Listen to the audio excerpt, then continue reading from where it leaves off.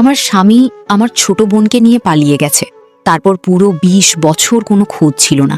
আর আজ তার ছেলেটা হঠাৎ আমার বাড়ির দরজায় এসে দাঁড়ালো, কারণ পৃথিবীতে যাওয়ার মতো আর কোনো জায়গা তার নেই। ছেলেটা গেটের সামনে এমনভাবে দাঁড়িয়েছিল যেন খুব ছোটবেলাতেই শিখে গেছে কেউ তাকে ভালোবেসে বুকে টেনে নেয় না। একদম শুকনো গরম, গায়ে ঢোলা একটা পুরনো জ্যাকেট কাঁধ থেকে ঝুলে পড়ছে, এক হাতে ছোট্ট একটা ট্র্যাভেল ব্যাগ। আমি তখন রান্নাঘরে দাঁড়িয়ে ডাল বসাচ্ছিলাম। জানালার ফাঁক দিয়ে তাকাতেই বুকের ভেতরটা কেমন ধক করে উঠল। ছেলেটার বয়স ১৩-১৪ হবে, এখনো পুরোপুরি বড় হয়নি, তবু মুখের ভেতর এমন এক ক্লান্তি যেটা এই বয়সের কোনো ছেলের চোখে মানায় না। চিঠিটা এসেছিল ১০ দিন আগে। ময়মনসিংহ থেকে এক মহিলা পাঠিয়েছিল। লিখেছিল সে আমার বোন উর্মির পাশের বাসার মানুষ ছিল। চিঠিতে লেখা ছিল, আপা, খুব দুঃখের সঙ্গে জানাচ্ছি, উর্মি আপা নিউমোনিয়ায় মারা গেছেন। তার ছেলে আরিব এখন একদম একা। ৩ বছর আগে ওর বাবাও সড়ক দুর্ঘটনায় মারা গেছে। আত্মীয় বলতে এখন শুধু আপনি আছেন, শুধু আমি। চিঠিটা ৪ ভাঁজ করে আলমারির ড্রয়ারে রেখে দিয়েছিলাম। পুরনো বিদ্যুৎ বিল, বাবার রিপোর্ট আর না ছোঁয়া কিছু কাগজের নিচে। ২ দিন আমি কোনো উত্তর দিইনি। তৃতীয় দিন শুধু ২টা শব্দ লিখে পাঠিয়েছিলাম, পাঠিয়ে দিন। আর কী বা বলতাম?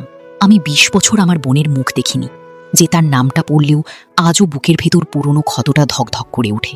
কিছু ব্যথা পুরনো হয়ে যায়, কিন্তু কখনো শেষ হয় না। তবু ছেলেটার তো কোনো দোষ নেই। আমি হাত মুছে বাইরে বের হলাম। আরিবকে দেখেই বুঝলাম ও উর্মির ছেলে। একদম সেই একই ঠোঁট, একই রকম জেদি মুখ, একইভাবে নিচু চোখে তাকানো, যেন আগে থেকেই ধরে নিয়েছে দরজাটা তার মুখের উপর বন্ধ হয়ে যাবে। শুধু চোখ দুটো আলাদা, হালকা ধূসর, স্বচ্ছ, হয়তো বাবার কাছ থেকে পাওয়া। সে আসতে বলল, আসসালামু আলাইকুম। আমি আরিব, উর্মির ছেলে। কাঁধ থেকে ব্যাগটা পড়ে যাচ্ছিল, তাড়াতাড়ি ধরে ফেলল। মনে হচ্ছিল নিজের অস্বস্তিটা লুকাতে চাইছে। আমি শুকনো গলায় বললাম, আমি জানি তুমি কে, ভেতরে আসো। ঘরে ঢুকেই সে জুতো খুলে দরজার পাশে সুন্দর করে রেখে দিল। তার মোজার গোড়ালির দিকটা সেলাই করা, বাঁকা সেলাই, কিন্তু খুব যত্ন নিয়ে করা। আমি কিছুক্ষণ তাকিয়ে রইলাম। ও কি নিজেই সেলাই করেছে, নাকি উর্মি মারা যাওয়ার আগে করে দিয়েছিল? হঠাৎ বুকের ভেতরটা মোচড় দিয়ে উঠল। আমি দ্রুত মুখ ঘুরিয়ে বললাম, ভাত ডাল আছে। ছেলেটা মাথা নিচু করে বলল, কষ্ট না হলে? সে খুব ধীরে ধীরে খাচ্ছিল, এমনভাবে যেন প্রতিটা লোকমা খাওয়ার আগে অনুমতি নিতে হয়। না কোনো শব্দ, না কোনো আবদার, না দ্বিতীয়বার চাওয়া। অদ্ভুতভাবে ব্যাপারটা আমাকে কষ্ট দিল। হয়তো আমি চেয়েছিলাম সে একটু অভদ্র হোক, একটু রাগী হোক, তাহলে তাকে দূরে ঠেলে রাখা সহজ হতো। কিন্তু সে শুধু চুপচাপ খাচ্ছিল আর মাঝে মধ্যে ধন্যবাদ বলছিল। প্রথম কয়েকদিন আমাদের তেমন কথা হয়নি। আমি ভোরের আগেই বের হয়ে যেতাম। বাড়ির পাশেই ছোট্ট গরুর খামার ছিল। সেই খামার নিয়েই আমার জীবন কেটে গেছে। গরু দুধ দেওয়া বন্ধ করে না কারো কষ্টে। সংসারের খরচও কারো দুঃখ বুঝে থেমে থাকে না। বিকেলে ফিরে এসে দেখতাম আরিব কোনো কাজ করছে। কখনো উঠানের শুকনো পাতা পরিষ্কার করছে, কখনো বাঁশের বেড়ার আলগা অংশ বেঁধে দিচ্ছে, কখনো টিউবওয়েল থেকে পানি তুলে ড্রামে ভরছে। কেউ তাকে এসব করতে বলেনি।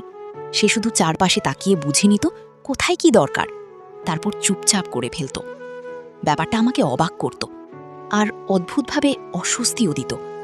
কারণ মনে হতো ছেলেটা যেন না বলেই বলছে, দেখুন, আমি ঝামেলা হব না, শুধু আমাকে তাড়িয়ে দেবেন না। একদিন দূর থেকে দেখলাম সে ভারী পানির বালতি টানছে। দড়ি ঘষে তার হাতের চামড়া উঠে গেছে, পাতলা হাত।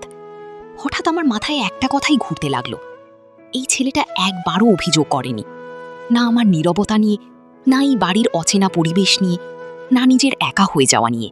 ১৩ বছরের একটা ছেলে, যে হঠাৎ একদিন এমন এক খালার বাড়িতে এসে উঠেছে, যে খালা তাকে আদৌ চাই কিনা সেটাও জানে না। আমি দ্রুত ঘরে ঢুকে পড়লাম, কারণ বুঝতে পারছিলাম আর একটু দাঁড়ালে কেঁদে ফেলব। সবার আগে খবর নিতে এলো পাশের বাড়ির মর্জিনা বেগম। মহিলার স্বভাবই এমন, তোর ভালোর জন্য বলছি বলে মানুষের বুকের ভেতর ছুরি ঢুকিয়ে দেয়। গেটের বাইরে দাঁড়িয়ে বলল, শুনলাম উর্মির পোলা আইছে। আমি ঠান্ডা গলায় বললাম, জি। তিনি দীর্ঘশ্বাস ফেলে বললেন, এত কিছুর পরও তুই ওই মাইয়ার ছেলেকে রাখবি, যা করছে তোর সাথে? আমার মুখ শক্ত হয়ে গেল। কিছু লাগবে খালা? আরে রাগ করি